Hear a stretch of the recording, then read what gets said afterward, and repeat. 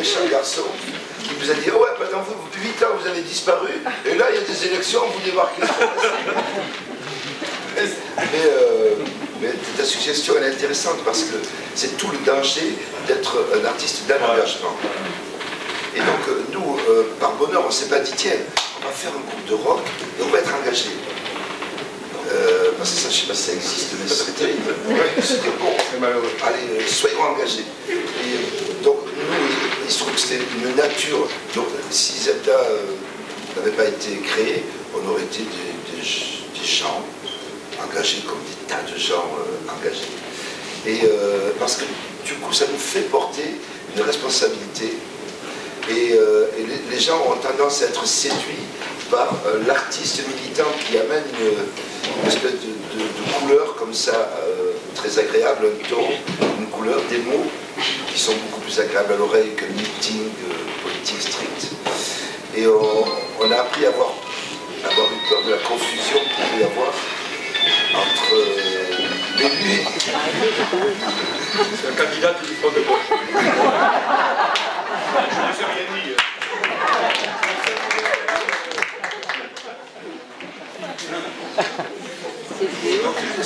Ta question est intéressante parce qu'elle nous permet à nous de dire n'oublions pas qu'il y a des élus et que c'est à eux qu'incombe que le public soit concerné et que nous, au fond qu'on n'oublie pas nous d'être une distraction.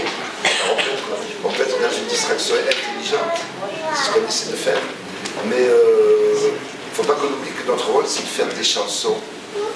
Et que si les chansons amènent du baume au cœur, c'est pas forcément elles qui vont changer la société.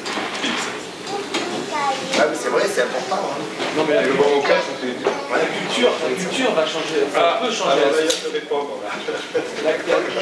La culture peut changer la société. Le budget 2012 au niveau national, il a baissé de 34 millions d'euros. Donc par rapport à cette baisse du budget de la culture, est-ce que du côté artistique... Oui, c'est évident que la culture joue son rôle dans la démocratie. C'est une média incontournable. Et il y a la dimension sociale. Voilà, c'est vrai que c'est ces deux aspects-là qui sont vraiment importants. Nous, on est finalement des privilégiés dans la dimension culturelle, puisqu'on a de l'autonomie économique. Et parce qu'on est dans une pratique culturelle qui nous permet de. Mais ce que veut dire Madj, sur lequel nous on est vraiment sur une phase, et ça nous permet de dire ça. Parce que nous, on n'a pas envie de perdre cette possibilité en chanson de parler d'un monde meilleur, sans le promettre. Parce qu'on n'a pas à le promettre, on n'est pas politique. Tu vois ce que je veux dire, c'est essentiel que l'art porte un moment, pour nous, même s'il est revendicatif, explicitement engagé, qu'il porte une dimension comme ça d'utopie et d'idéalisme. Pour décrire, voilà, donc c'est... Qu'il soit libre. Qu'il soit libre. Ton avis, toi, sur la culture Non, ce que je disais, la culture change les choses. Je disais donc à M. le maire que je commence à beaucoup aimer déjà. Non, mais parce qu'on a eu un débat. Oui. Parce que là, il te dit ce que je t'ai dit et tu m'as pas répondu. Je disais non, la culture ne suffira pas à changer les choses. Voilà. Et que nous, pour avoir vécu dans des quartiers populaires, on s'est rendu compte que c'est l'environnement, c'est l'emploi, c'est la culture, c'est l'éducation, c'est les structures familiales. Et donc c'est un tout qui doit avancer, d'où la difficulté à arriver à le bousculer ce monde. Parce qu'il faut attaquer tous les problèmes de front. Et nous-mêmes, je pense qu'au début de Zelda, on a pensé qu'on allait changer des choses avec des chansons. On était jeunes, on s'était dit, bon, si on a des textes percutants, des musiques percutantes, on va bouger les choses. Et on est obligé de faire un constat assez humble. C'est que un jeune qu'on va trouver, eh ben, il va te dire, ben, moi je suis au chômage, ta chanson elle est sympa, mais moi je suis au chômage. Pour caricaturer un peu le problème. Et donc voilà, pour la culture. Donc elle amène certainement quelque chose, mais ça ne suffira pas. Ouais, c'est vraiment, nous on parle d'éducation populaire, c'est vrai qu'on y prend beaucoup à ces terminologies-là.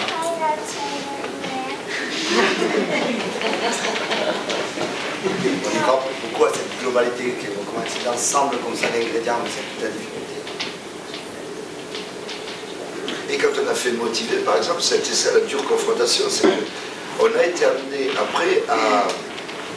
Puisqu'on était là, on sollicitait les... Comment on appelle ça? Le suffrage. Tu t'adresses à la population, donc les motivés se sont sentis obligés de bâtir un programme, donc une promesse, donc un monde meilleur. Et dans ces promesses-là, il y avait la mixité sociale. Et je ne sais quoi, fait plein de choses. Et puis il y a la réalité. Et la réalité, c'est que on nous attend dans un coin, on nous dit et la promesse du monde meilleur, votre promesse du monde meilleur. Non, mais la promesse, c'est on va le faire tous ensemble. Parce que la musique, c'est ça aussi. Et ce que vous amenez, c'est ça. C'est de dire, ou des Playing for Change, ces morceaux de musique qui tournent autour du monde, qui sont faits par plein de musiciens autour du monde, c'est ça. C'est de dire, la musique, c'est quelque chose qui peut nous lier tous et on peut construire un monde meilleur tous ensemble. C'est vrai qu'il y a une signification dans la culture générale, pour nous, et ça on le croit, c'est la question du langage, de l'universalité et de la complémentarité des savoir-faire aussi. C'est comment on peut faire les choses ensemble, comment on peut avoir cette dimension-là, bien sûr. Après, c'est sur la question politique pure, c'est-à-dire... Bien sûr, parce que là, tu es un producteur en face, en final. Oh, je ne parle pas des producteurs. Les produits quoi? Les produits quoi? On dit pas du vin, Non, bon, ma question était au-delà de la musique, et sans aller jusqu'à la politique, est-ce que vous pouvez nous décrire un petit peu ces actions d'éducation populaire auxquelles vous participez, ces actions de relais, ces actions de médiation, voilà, parce que ça c'est quelque chose qui est ici, je sais qu'il y a beaucoup de gens investis dans les associations, mais c'est pas forcément le cas partout. Il y a un gros travail à faire aussi pour stimuler ce tissu. Non, mais nous on n'a pas on va dire, de solution directe à ça, parce que nous la question, là on est dans le politique, on parle de cette idée qu'en fait il faut une volonté politique pour que ces choses-là s'installent. Quand les gens ont décidé de s'investir par eux-mêmes dans des dynamiques associatives qui font déjà des choses, c'est déjà super quoi. Je veux dire, on n'a pas de leçon à donner, de dire il faut faire comme ci ou comme ça. Nous on croit beaucoup au local, on croit beaucoup au fait de connaître l'endroit où on vit, les gens avec qui on partage et de savoir. Donc on ne peut pas appliquer forcément ce que nous on peut tenter de faire à tel endroit. Et je veux dire, nous on est pas, excusez-moi, je vais ramener un peu, mais on est du quartier des Isards à Toulouse. Vous voyez, le truc de fou. Il y a des trucs. Mais si tu veux, le problème c'est l'abandon, c'est qu'il n'y a pas de possibilité, c'est qu'il n'y a pas de volonté politique et que nous, on ne peut pas, en tant que citoyens, être les pompiers permanents de cette paix sociale. On ne peut pas. C'est aussi une dimension voilà, de participation vraiment à solidarité nationale. Quand on parle des quartiers, nous, c'est notre réalité. Et quand on parle des banlieues, c'est la banlieue de la République, c'est pas la banlieue des villes. Hein. C'est des endroits où la République ne joue plus son rôle. Donc là, elle ne joue plus son rôle. N'en parlons pas au niveau culturel, n'en parlons même pas. Hein. Je veux dire, c'est toujours la dernière roue du carrosse. Au niveau culturel, n'en parlons même pas. Il n'y a rien de rien, c'est la bonne. Non, en fait, au niveau social, on sait bien, c'est catastrophique. Quand tu arrives à des quartiers sans chômage, je veux dire, bon, voilà. Hein. Mais catastrophique au niveau social et au niveau culturel. Tu vois ce que je veux dire? Donc on ne peut pas mettre cette responsabilité sur le dos des associations ou sur ceux qui ont décidé de participer du mieux qu'ils peuvent. Voilà. C'est important. C'est pour ça que nous, on n'aime pas cette idée même de l'exemplarité. Dans ta question, il y avait un peu ça, c'est pour ça que je la contourne. Parce que c'est vrai qu'on cherche des modèles, on cherche, là, on regarde partout et c'est pas chez les politiques qu'on les trouve, donc on se tourne ailleurs. Et c'est peut-être une erreur. Moi, je pense qu'il ne faut pas être aussi chez les politiques, tu peux aussi le trouver. Hein. Il faut prendre les gens, enfin, il ne faut pas jeter tout politique comme ça. Non, mais des fois, dans le local, tu peux aussi être voilà, tu vois, c'est un peu la compréhension de comment les choses marchent, comment les collectivités fonctionnent, comment tu connais bien les gens du coin, comment tu peux faire sur le côté local. Tu vois ce que je veux dire? Nous, l'exemplarité, on s'en méfie encore plus de par notre histoire. Parce que sinon, on nous dit, ou on dit à Magide, ou on dit à un gamin, ah ben voilà, toi tu n'y arrives pas, pourtant Zidane il y arrive bien lui. Non mais tu vois, ça n'a pas de sens quoi.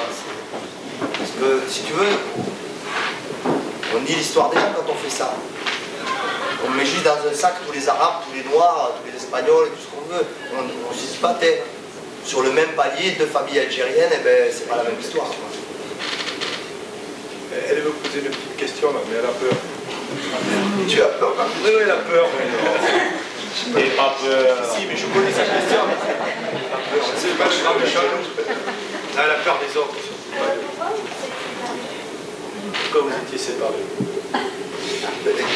Parce que, si tu veux, on est restés ensemble plus d'une quinzaine d'années, où on a vécu de manière très intime, si tu vas tout partager. Il y a un moment où on a envie de tout arrêter pour se retrouver un peu seul, se regarder devant un miroir, se dire où j'en suis de ma vie, etc. Et voilà, c'était un peu pour faire une espèce de pause et intellectuelle et tu vois, de se remettre en question d'où est-ce qu'on en était, de la musique, de la politique, voilà.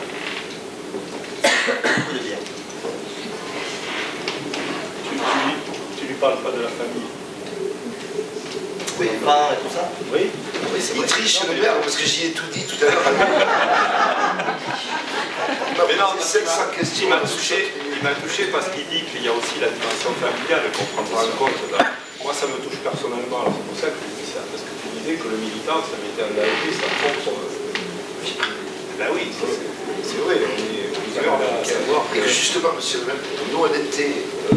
Justement, je disais tout à l'heure, on n'était pas dogmatique.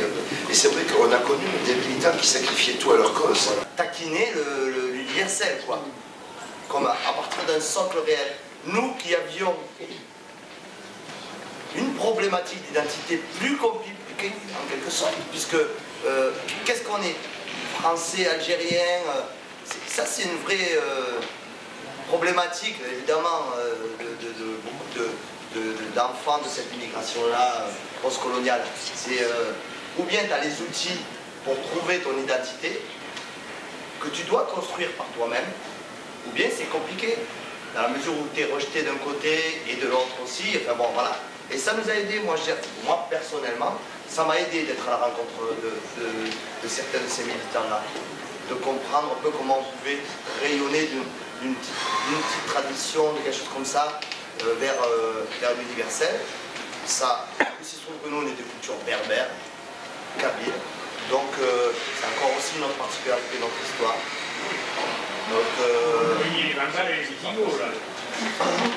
Donc, on était plus, comme l'image, on n'a jamais vraiment partagé les combats complètement, mais on était plus nous-mêmes dans l'observation, dans l'intérêt. C'était intéressant ce qui en déclinait, ce qui en découlait. Parce que finalement, les parallèles qu'on pouvait avoir sur, notamment, là, politiquement, ça nous a fait progresser sur la question du centralisme, évidemment, sur la question de... Mais nous, on était à la fois dans la dimension républicaine, jacobine, qui nous donnait une chance, a priori, égale, et de l'autre côté, on nous disait, ouais, mais cette dimension-là, elle a détruit les dimensions régionales et tout ça, et tout. Enfin, je schématise, mais c'est un peu vrai, quoi. Donc, politiquement, c'était intéressant. Voilà. Tu veux parler des républicains espagnols à Toulouse aussi. Tu me disais qu'il y avait... Il me tue. Mais non, ça avait bien préparé la réunion, hein. Non, mais vous croyez que quand vous regardez la télé, c'est pas préparé? Je voudrais avoir votre avis sur cette espèce de dérive là, avec des Ladré de la Charrière, Fimalac, avec tous ces gens. Ladré de la Charrière, c'est un milliardaire qui a un fonds de pension qui s'appelle Fimalac et qui a racheté Vega. Axel Vega, qui est une structure qui gère 3 ou 4 zéniths en France et qui devait participer au Feu Arena, puisque là, on ne parle plus, à Bordeaux. Puisque nous, on n'a jamais eu de zénith, mais on visait un truc encore plus grand, qui de toute façon n'existera pas, pour le moment. Et qui a racheté 40% de nos bureaux de production. Enfin, on sent, avec cette histoire Live Nation aussi, que vous connaissez aussi, j'imagine, qui a mis en régler les États-Unis sur tout ce qui est le spectacle. Enfin, on sent que le capitalisme, il n'y a pas d'autre mot, s'intéresse à nos histoires, et c'est parce que nos histoires sont majoritaires maintenant. ces musiques-là, qui étaient quand même, moi je me rappelle, il y a 25 ans, on était quand même pas vu d'un si bon oeil que ça, quoi. Ils jouent, dans quelle salle ils jouent, etc. Bon, le fait que vous soyez ici prouve que... Oui, bah, ça le problème de ce côté-là, chez vous... Mais non, justement, c'est la preuve inverse. Donc, parce que, alors j'entends, mais bon, moi le monde des bisounours, j'y crois pas, quoi. La musique, c'est beau, tout le monde le partage, tout ça, etc. En fait, n'empêche que derrière, il y a des gens qui font du blé, quoi. Et donc, j'aimerais avoir votre avis sur le sujet par rapport à des camarades musiciens qui se sont égarés dans ce monde-là, quoi. Je sais pas, moi, j'entends ce que tu dis, c'est vrai qu'il y a cette évolution-là, mais tu parles donc de l'industrie, en fait, ouais, de la musique. Et cette industrie, finalement, aujourd'hui, elle est bien moins bien importante qu'elle ne l'a été il y a 10 ans. Du fait même que, enfin, déjà que le disque en tant que tel n'est plus un objet, n'est plus la mine d'or qu'il a représenté pendant 60 ans. En gros, hein. C'est ça l'histoire de la musique, il faut la voir, la musique électrique, ils ont fait diffuser, la musique elle est millénaire, ça c'est la réalité, la musique est millénaire, les artistes sont millénaires.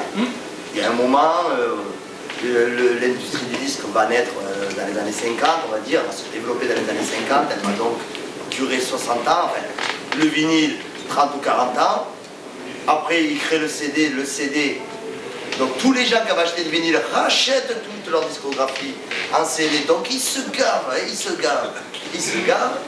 Donc le capitalisme est déjà dans le jeu, largement.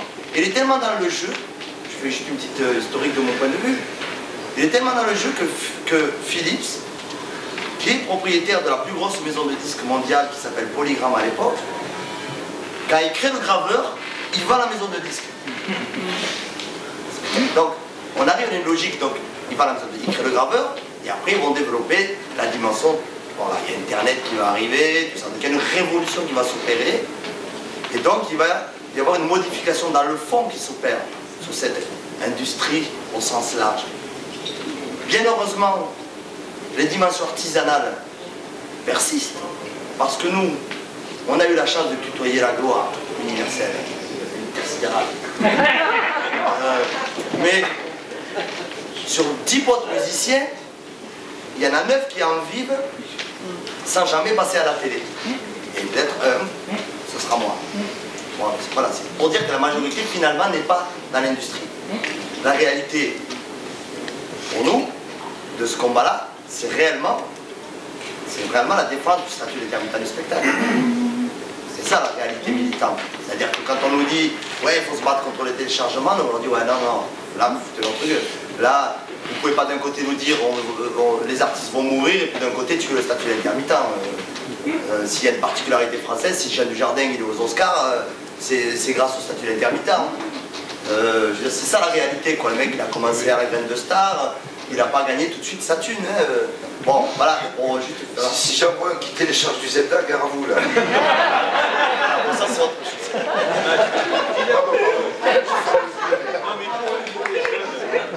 C'est un parcours qui se fait comme ça. La moussette, pas fini. Ouais, non, mais je veux dire, dis-leur que c'est un parcours parce que les gens ont l'impression qu'on devient vedette comme ça, là, par un coup de magie. Je sais pas si les gens croient ça, bon après c'est vrai que... la télé leur donne l'impression que tu passes à je sais pas quoi là. Aujourd'hui on termine la période des télé, réalité, tout ça. On y a été vachement dans les crochets comme ça, mais ça a toujours existé les radios crochets finalement, les deux crochets. C'est vrai, ça a toujours existé. Là ça prenait des dimensions industrielles justement. Donc on voit bien qu'elle a encore beaucoup souffert, comme les jeunes savent très bien que il y en a qui sont passés par Star Academy, Nouvelle Star et tout, ils ont vraiment souffert après derrière parce qu'ils n'ont pas réussi. Ils ont cru que c'était bon et après c'était fini, quoi.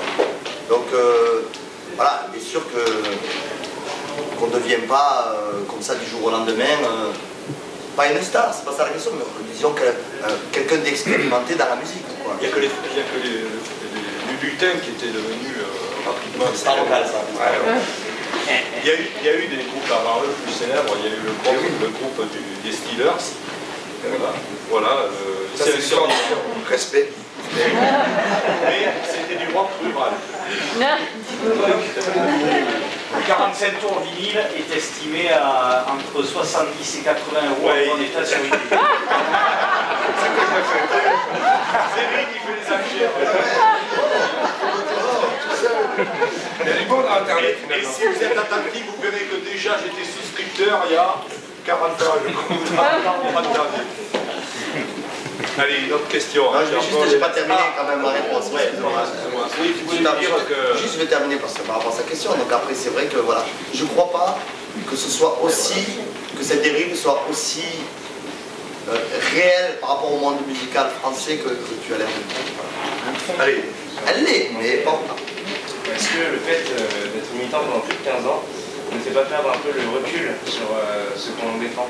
Et est-ce que c'est pas aussi une des raisons pour laquelle vous êtes séparés?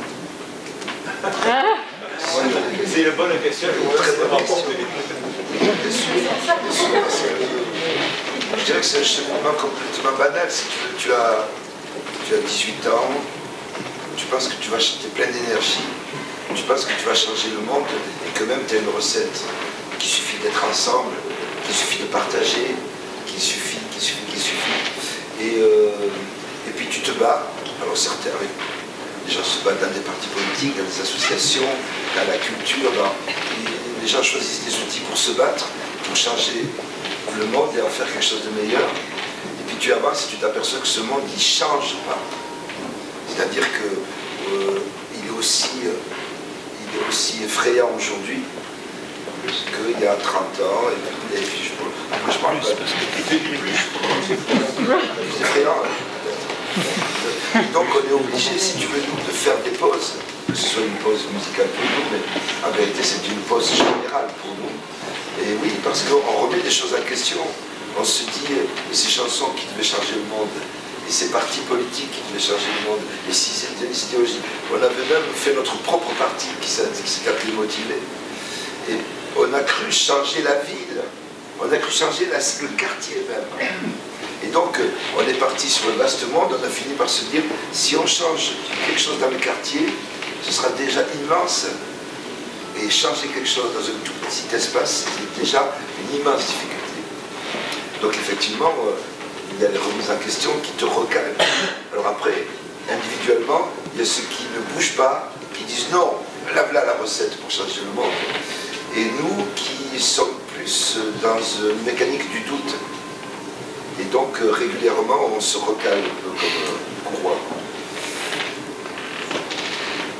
Allez, une dernière question. Non, juste pour dire que motivé, on l'entend encore dans toutes les manifs. Ouais. Donc c'est un outil C'est du bon au cœur. qui sert encore. Quoi.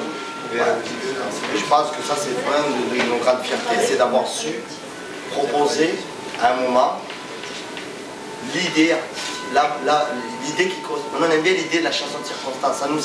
Ça nous extrait de la notion industrielle en fait. Ça nous met dans la dimension artisanale, ça nous met dans ce truc qui dit ah ouais là il faut faire un truc parce qu'on va aux manifs, oh elles sont tristes vos manifs, attends on va faire un truc, on va faire un album, on va faire ça, on va changer. Ça nous a mené toute une réflexion passionnante sur la transmission. En fait, parce que ce qu'on a fait avec cet album, il y a la chanson motivée, mais il y a l'album. On a dit on va aller chercher les chants de lutte des 50 dernières années, combat progressiste de gauche, clairement. Et puis, du coup, on a pu aller travailler sur la place de la musique, quel rôle elle a joué. Et c'est pas la musique en tant que telle qui changeait les choses, c'est juste que les républicains espagnols, c'était en guerre, c'était terrible, c'était ignoble, affreux, terrible. Ils étaient dans la montagne, puis ils chantaient Paso de Lepron, quoi, autour du feu. Sur la musique, elle est là, elle nous donne du bon au cœur, elle nous fait du bien, même dans les moments les plus... C'est terrible parce qu'elle est devenue institutionnelle, parce qu'elle me disait qu'elle apprend en classe. T'inquiète. J'ai une question. Qu'est-ce que ça en fait de faire la musique tomber là en fait? À quel niveau? Je l'avais fait un peu comme